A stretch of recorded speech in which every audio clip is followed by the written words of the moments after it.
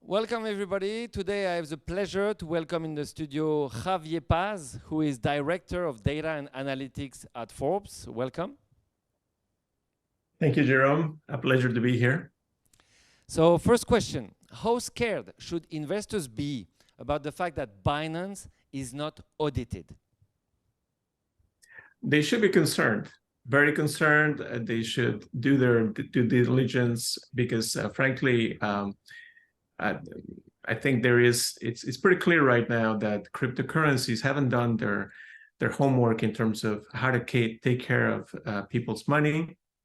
They have enabled a lot of a rogue kind of activity in their exchanges, not enough external supervision. So there is very light touch in terms of the access that they've been given to outside regulators. And that's where there is not auditors sometimes. In the case of Binance, the largest company by a long shot in terms of volume traded, is not audited. And there doesn't seem to be enough, any qualified Big Four auditors willing to take the job.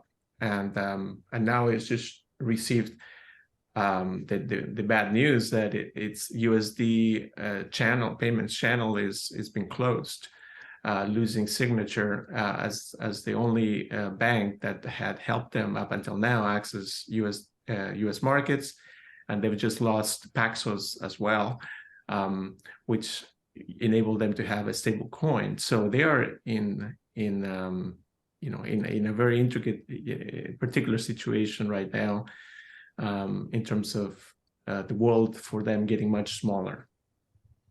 And in general, how strong are the hard data versus the power of the narrative of very charismatic CEOs like CZ or Bankman-Fried?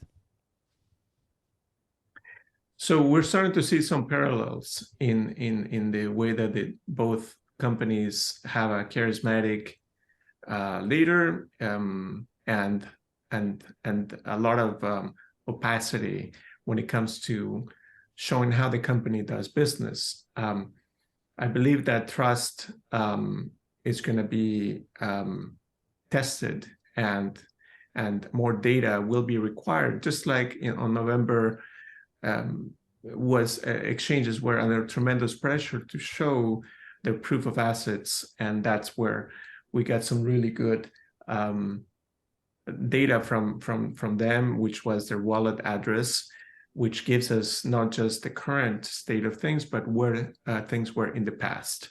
So that's a really good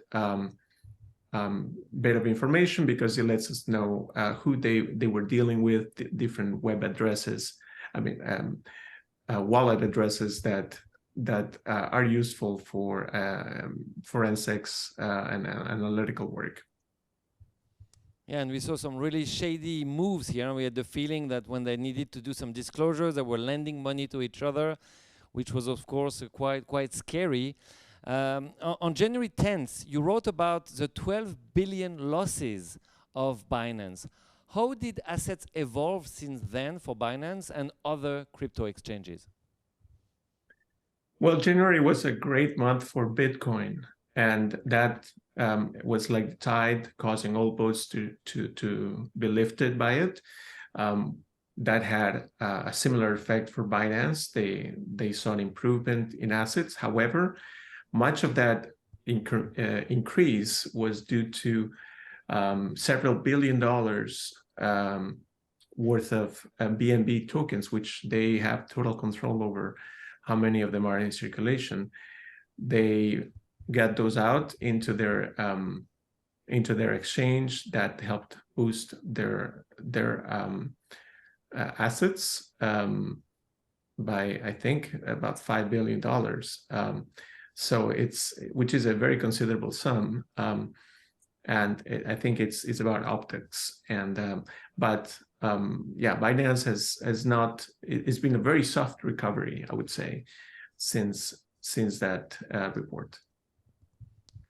And according to your data, there were 600 crypto exchanges last year and 200 more or less today. What are the drivers of this ongoing consolidation of the crypto market?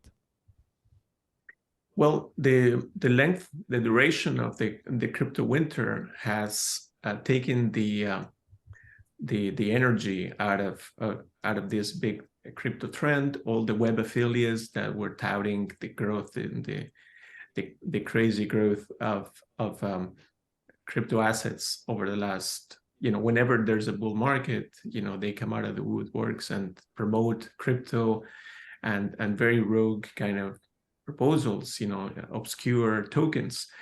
But I think that's the message has been lagging, still in places where there is not enough sophistication, in Africa, perhaps, or in parts of Southeast Asia. The messages are new and exciting, but also fraudulent in many cases, and that's where some of the growth in crypto has been relegated to. So there is that third world kind of growth that is taking place, but in Europe, North America, it's been crickets for them, and that causes the exchanges with the least number of affiliates or staying power. They can no longer pay their employees, and they close. So that's what's been happening. The volumes that we see recorded on data, crypto data firms like CoinGecko have shown how exchange volumes have gone down to a trickle, maybe $1 million or $10 million worth of daily trading activity when it used to be hundreds of millions of dollars. So that's kind of what the data points to. And just to conclude, in general, which risks and opportunity do you identify through your data and your research for the crypto exchanges and the crypto market? Well, I think there's still stories to be shared in terms of how exchanges are conducting their business. Some of the writings that I will be working on for the next little while go into forensic analysis of these firms and how they've who are the counterparties and how much money is transferred from one firm to another and when, to paint a bigger picture of their stability overall. But that's thanks to the wealth of information that is still captured in the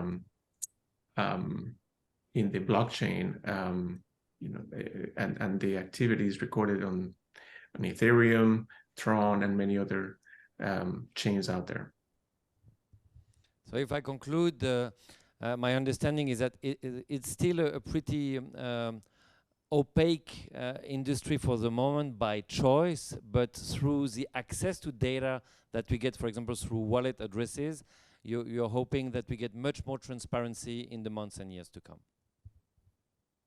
That's correct. I think it will lend itself to very innovative tools to track the exposures of these firms, but perhaps at that point it becomes a model for traditional finance as well, because there is a lot of opacity in the traditional finance over-the-counter activities, trading derivatives and very esoteric instruments where investors don't know enough about what's going on there. But I think at the end, yeah, it's going to benefit, both sides of finance. Well, thank you very much for your time, and I hope to see you very soon in America or in Europe. Thank you so much, Jerome. Pleasure to be with you.